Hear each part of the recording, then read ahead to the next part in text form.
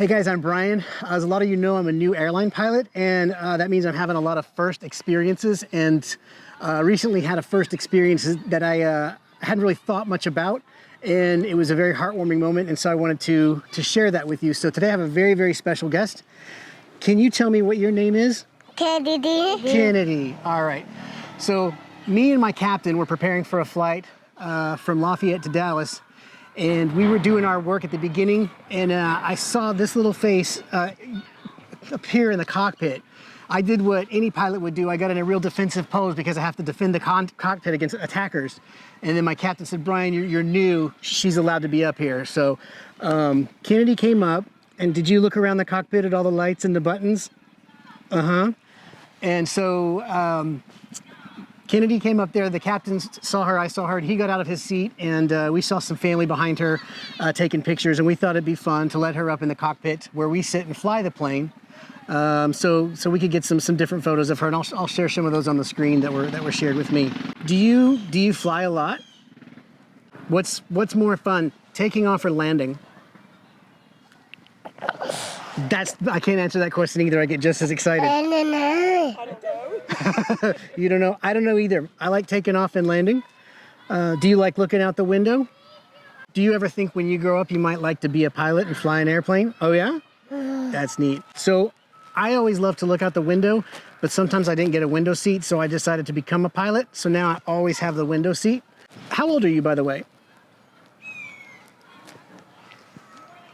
Okay, then how tall are you if she says 4? Are you 4 years old? Can you say 4? Yeah. Well, when you turn 16 years old, you can take some flying lessons, and that's when you can become a pilot. You think you want to do that? All right. There's a couple things you have to do if you're going to be a pilot, though. You have to have a special pilot pin like this. Do you have one of these pilot pins? Okay, well, then I'm gonna give you my pilot pin. And this is now going to be your pilot pin. And so when you put this on there, people know you're going to want to be a pilot. So this is yours now. Keep that with you. When you grow up and you become a pilot, you wear that pin, and I'm going to be an old man, and I want to be on your airplane, and I want to see you flying me. I got you a couple of other things too, if it's okay. I heard that there's some foods that you have trouble eating, but someone told me that you really like these things. Do you like these things? Yeah? Well, I talked to the airplane cookie maker, and he gave me these to give to you too. Thank you. Thank you. I'm not done. I got some other stuff for you. I got a keychain for you that says flight crew. So anytime you're on the airplane, you're a part of the flight crew. If you ever see me in the cockpit, you can always come up and say hi. I got you some stickers. This is the airplane that I fly. You like stickers? And this says, I love flying, because I think you love flying. One other thing I got you, this is a little special coin. It's good luck, and it's got a traveler's prayer on the back of it that you can read, or someone can read to you or whatever, just to keep you a little extra safe when you're traveling. But this is a lucky coin. I want you to have that too, okay, Kennedy? Thank you. You are very, very welcome. I was very happy that you were on my airplane. I enjoyed getting to fly with you, and I know the captain that flew with us enjoyed it as well. So if I ever see you in the airport or on an airplane, I'm gonna stop you and say hello, and you can give us big hugs all you want. I know you're a hugger. I think you're a sweetheart. But I'm really proud to be able to have flown you on the flight, and I hope to fly you a lot of times again. Oh. I love you. Thank you, sweetie.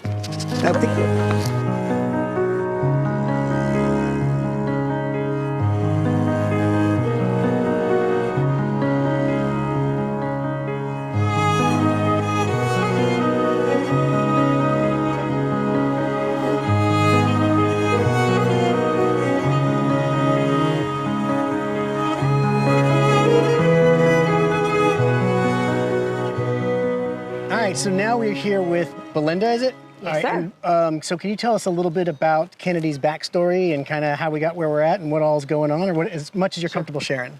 February 21st of 2022, Kennedy had a resection surgery where they found a softball-sized tumor on her left adrenal gland. That night, her mom left the hospital. I am her great aunt, and my mom, Kennedy's great-grandmother, are raising her and her sister. She was in the hospital from that date until the end of March. She stayed the entire time. but she went to 3 different hospitals at that time. Okay. She went from Lafayette to Baton Rouge, where they formally diagnosed her with stage 4 high-risk neuroblastoma. We were there, I think, about 24, 48 hours, and she, in the middle of the night, had the survival team pick her up and fly her to St. Jude. Okay. And they immediately started radiation and chemo to save her life. She was not supposed to make it at all. Yet here she is. And I'm smiling because she's over there playing. Sorry, No, that's that's okay. a horrible thing. I smile because she is a walking miracle. Yeah. I mean, everybody at St. Jude will tell us that it was bad. Every bone in her body had tumors, her bone marrow, her lymph nodes. I mean, it was everything, but her organs, So, and then they removed her left adrenal gland. But Okay. yeah, she was covered. I'm not a medical person, so I don't understand a whole lot of it. She seems to be really happy. She is has always been the happiest baby you have ever met. Even she's had radiation to her head, radiation to her abdomen. She's had, I believe it was 7 rounds of radiation to her head, maybe 13 rounds to her abdomen, immunotherapy, then chemotherapy, and then tried to do immunotherapy again, 2 bone marrow transplants, and she has smiled every day through it all. Stronger than I am. So when you and I spoke on the phone, my reaction, I went to the social media and kind of read about her, and I thought, well, I want to share the GoFundMe, share the social media links and stuff. And it almost sounded like the priority was getting the message out because you're looking for other people with sort of similar things, or. Right. Kennedy has a lot of damage from the radiation. Okay. She has profound hearing loss in both ears. The left is worse because her secondary main tumor was on her left optic nerve. Okay. She has blind in her left eye from the radiation. And then the biggest thing is she has a stricture in her intestines right past her stomach in the first curve. Okay. But not only does she have the stricture, but she also has gastroparesis, which means her stomach doesn't work. Okay. She has dysmotility, which means her intestines don't work. Okay. She also has adhesions from her 2 surgeries. She's had a bypass surgery already where they tried to pull her intestines up and make a new hole for her stomach. Okay. But because of the adhesions, he could only get it about that big. So Sure. it's there. Stuff can go down it, but it really doesn't very much. So the biggest thing is we are looking for somewhere out there, someone who knows of something that can possibly help Kennedy to be able to eat again. Okay. She has been on liquids for over a year. We just got to upgrade to the Biscoff cookies because they fall apart. Yeah. Dry cereal, it falls apart, or with milk. She does feeds through her G-tube, Okay. but her G-tube is mainly for draining. Okay. Because when things don't go down, instead of them coming up and causing, damage to her esophagus, we drain her. Okay. She knows the feeling. She'll say, please drain me. We'll drain her and she'll feel better. So she's very limited, and we just need to find somewhere out there in the world who has heard something, because as far as we know, Kennedy is the only case in the entire world to have every single problem. Really? And where her stricture is. Okay. They have suggested the only thing the team has come up with is the Whipple procedure. And if you're like me and you've seen Grey's Anatomy, you know what that is. That's where I've heard of it. It's like exactly. Reorganize everything, or pretty much. They go in and they take your spleen out. Of course, they put everything back in, but they have to remove your spleen, your liver, your gallbladder. They cut out the part that's bad, then they stick it back together and then attach everything back. But in true Kennedy fashion, she can't just have a stricture right there where it's bad. She has it at the vector that connects all of those organs. Okay. So they would have to make a new vein, portal, hub, whatever you'd like to call it, to connect everything back together. Okay. In the process of doing that, she's likely to lose some of her gallbladder, which would mean she'd be about diabetic. Her diet would have to change, they said, which I don't know how really you can change much more to, Right. I mean, but if it's successful, she'd be able to eat. a lot better. Okay. The only bad thing is they only have one chance to cut her open again because of all the scar tissue. And if they get in there and the radiation has adhesed any of those organs together, they have to close her up and we're done. Okay.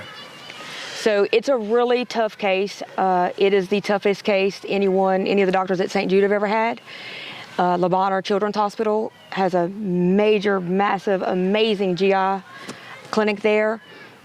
They've never had a case like Kennedy. I mean, nobody wants to open her up, Sure. of course. They can't do anything right now anyway because she's so tiny. We just got to 2T. She's 4.5 and she's 2T. She is a little thing. She's little. So it's a lot. I guess, I mean, the ask then is, hopefully this video gets to people or someone who knows something, and we'll put whatever contact information you want me to include. I will put it over the screen or whatever, and put links in description to whatever it is you want. If you maybe someone has that experience with this and wants to reach out to you and say, hey, maybe try this or talk to this person, I'd like to. That would be great. Her oncologist, Dr. Sarah Frederico, is world renowned, and she has reached out to CHOP and some other big hospitals in the United States. But so far,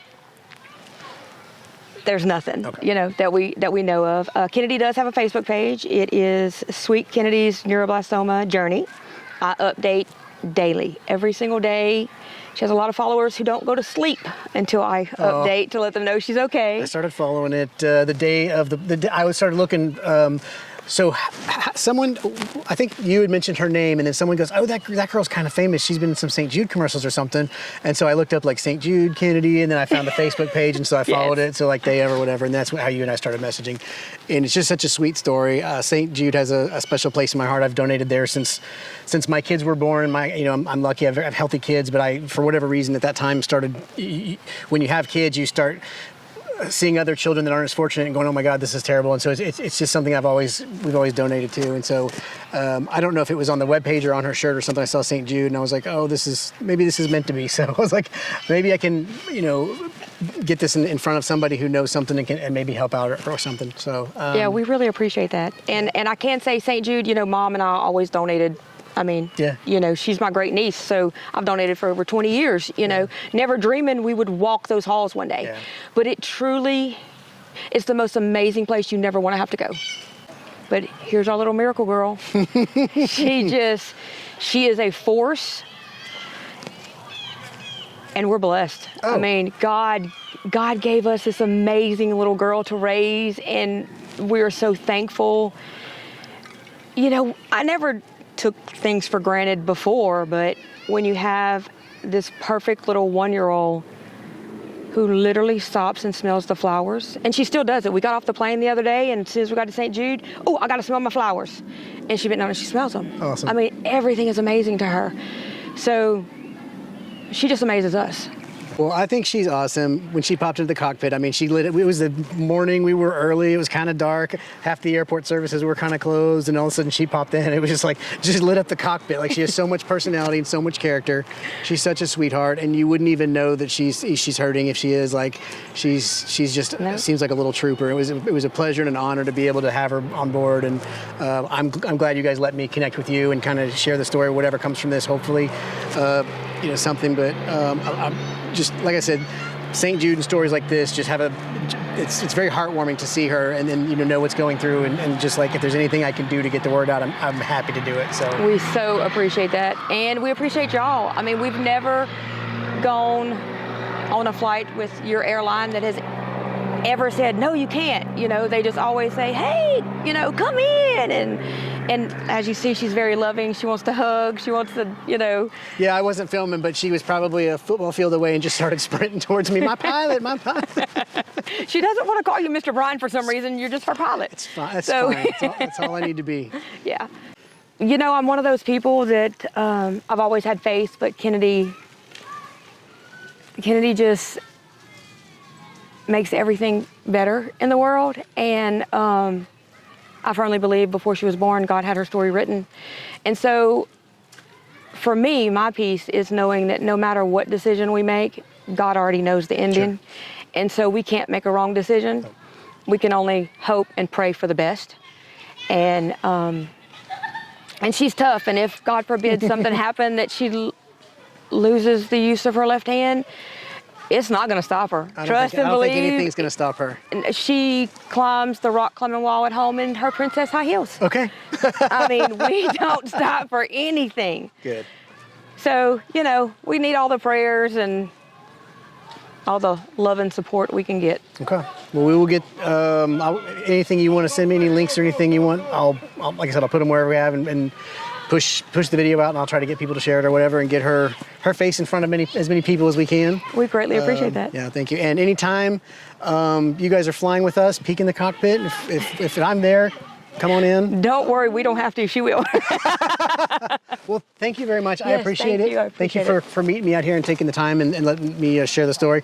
One thing I'm going to ask of you, the viewer, YouTube likes long videos. And because the more longer the video is, the more ads they can put in there.